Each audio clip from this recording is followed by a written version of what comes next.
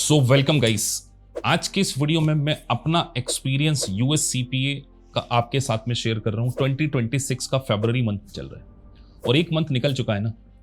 और आपने कहीं ना कहीं एक रेजोल्यूशन बनाया होगा कि 2026 में हमें सीपीए बनना है। तो मैं अपने एक्सपीरियंस से अपने स्टूडेंट के फर्स्ट अटेम्प्ट की, देखिए आप मेरे चैनल पर भी बहुत सारे वीडियोस देख सकते हैं, लिंक्डइन पर आप जाके देखिए, बहुत सारे बच्चे जब पास हो जाते हैं, सीपीए बन जाते हैं, तो मुझे अटैक करते हैं। तो मैं अपनी जर्नी और उनकी जर्नी के एक्सपीरियंस को आपके साथ में ये कहने जा रहा हूं कि 2026 में आप सीपीए बन सकते हैं। स्टिल आपके पास 9 मंथ हैं, लेकिन आपको एक सही अप्रोच क्या करनी पड़ेगी, फॉलो। और सर सही अप्रोच क्या है?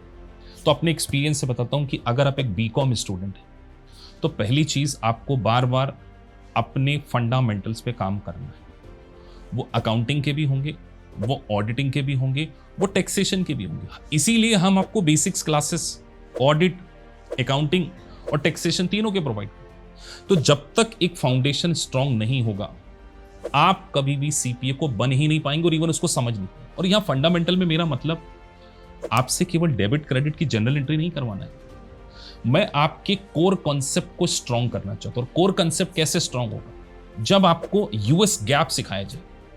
यूएस गैप के according profit and loss account कैसे बनाया जाता है, यूएस गैप के अकॉर्डिंग जनरल एंट्रीज कैसे होती है, आपको जानकर हैरानी होगी।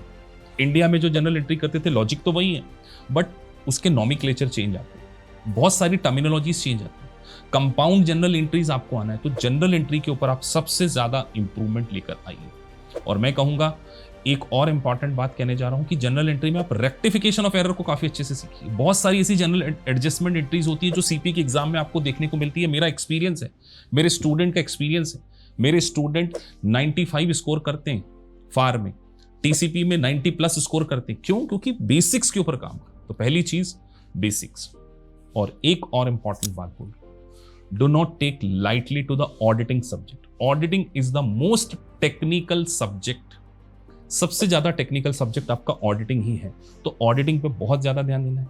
सर 2026 में जो हमें ऑप्शनल सब्जेक्ट चूज करना है, बार, आईएससी और टीसीपी में सबसे बेस्ट क्या होगा? मैं बोलूंगा टीसीपी। आप मेरी बात पे यकीन मत कीजिए, पास रिजल्ट देखिए, 75% बच्चे टीसीपी में ग्लोबली पास हो रहे हैं। तो always choose TCP your first choice.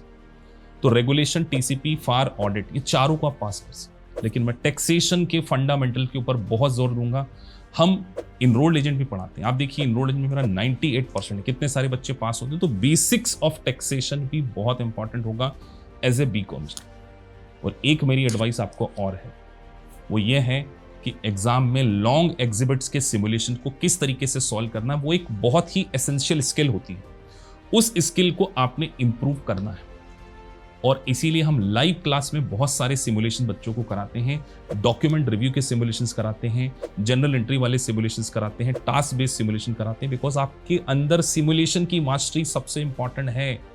इसके बिना आप सीपीए नहीं बन पाएंगे। और एक बात, trust on your ability, trust on your mentor. और एक सबसे इंपॉर्टेंट बात, आपको यह विश्वास रखना है कि अगर आपने सबसे बेस्ट स्टडी करी है तो एग्जाम डे पर आप पास होंगे। क्योंकि बहुत सारे स्टूडेंट स्टडी कर लेते हैं बट उनको समटाइम्स सेल्फ डाउट होता है। तो self doubt is temporary but regret is permanent. तो आपके लिए मैं ऑल द बेस्ट कहूंगा। आपको अपनी प्रिपरेशन पे ट्रस्ट कीजिए, अपने फाउंडेशन को स्ट्रांग कीजिए, आप सीपीए 2026 में बनेंगे। So thank you for watching this video. अगर आपको वीडियो अच्छा लगा है so please like and subscribe the channel.